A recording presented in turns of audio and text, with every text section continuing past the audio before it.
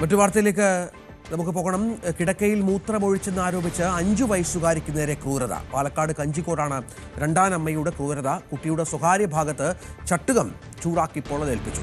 കഞ്ചിക്കോട് കിഴക്കേ മുറിയിലെ താമസക്കാരിയായ ബീഹാർ സ്വദേശിനി നൂർ നാസറിനെയാണ് വാളയാർ പോലീസ് അറസ്റ്റ് ചെയ്തത്. കുട്ടിക്ക് നേരെ മുൻപും ക്രൂരമായ ആക്രമണം നടന്നതായി പോലീസ് കണ്ടെത്തിയിട്ടുണ്ട്.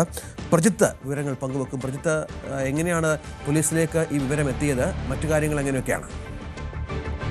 രഞ്ജിത്ത്, കിടക്കയിൽ രാത്രി മൂത്രമൊഴിച്ചു എന്നാണ് പറഞ്ഞിട്ടാണ് കുട്ടിയുടെ രണ്ടാനമ്മ, അതായത് ഇതര സംസ്ഥാനത്തല്ല, കഞ്ചിക്കോട് ജോലിക്ക് വേണ്ടി രണ്ടത്തോളമായി ഇവർ ഇവിടെ താമസിക്കുന്നുണ്ട്.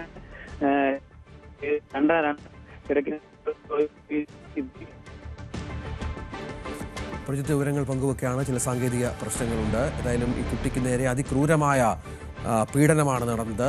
അമ്മ ഇതുമായി ബന്ധപ്പെട്ട രണ്ടാനമ്മ ആണ് ഈ ക്രൂരത കാട്ടിയത്. ബീഹാർ സ്വദേശിനി നൂർ നാസറിനെ ഏതായാലും അറസ്റ്റ് ചെയ്ത പശ്ചാത്തലം കൂടിയുണ്ട്. മറ്റു വാർത്തയിലേക്ക്. വിജയ് ചിത്രം ജനനായകന്റെ സെൻസർ സർട്ടിഫിക്കറ്റ് വൈകുന്നതിനെതിരായ ഹർജിയിൽ മദ്രാസ് ഹൈക്കോടതി ഇന്ന് വിധി പറയും. ജസ്റ്റിസ് PT ആശ രാവിലെ 10:00 ഈ വിഷയത്തിൽ വിധി പറയും. ചിത്രം നിലവിൽ സെൻസർ ബോർഡ് റിവൈസിംഗ് കമ്മിറ്റിയുടെ പരിഗണനയിലാണ്. അതേസമയം ശിവകാർത്തികേയൻ നായകനായ സുധാ കൊങ്കരയുടെ പരാശക്തി എന്ന സിനിമയ്ക്കും ഇതുവരെ സെൻസർ സർട്ടിഫിക്കറ്റ് നൽകിയിട്ടില്ല. ചിത്രത്തിന് സെൻസർ ബോർഡ് നിർദ്ദേശിച്ച തിരുത്തലുകൾ സ്വീകാര്യമല്ലെന്നാണ് സംവിധായക അറിയിച്ചത്. അതാണ് പ്രശ്നങ്ങൾക്ക് തുടക്കമായത്. തമിഴ്നാട് ഉപമുഖ്യമന്ത്രി ഉദയനിധി സ്റ്റാലിൻ്റെ ഉടമസ്ഥതയിലുള്ള റെഡ് ജയന്റ് മൂവീസിനാണ് പരാശക്തിയുടെ വിതരണാവകാശം. ബംഗ്ലാദേശിൽ ഹിന്ദുമത വിശ്വാസി ദിബു ചന്ദ്രദാസിന്റെ കൊലപാതകത്തിൽ മുഖ്യപ്രതിയായ മുൻ മദ്രസ അധ്യാപകൻ പിടിയിൽ.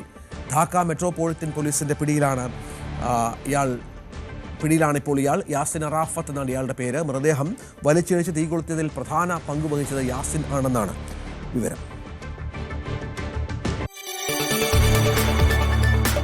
കൂടുതൽ വാർത്തകൾക്ക് News 18 Keralam YouTube channel subscribe ചെയ്യുക.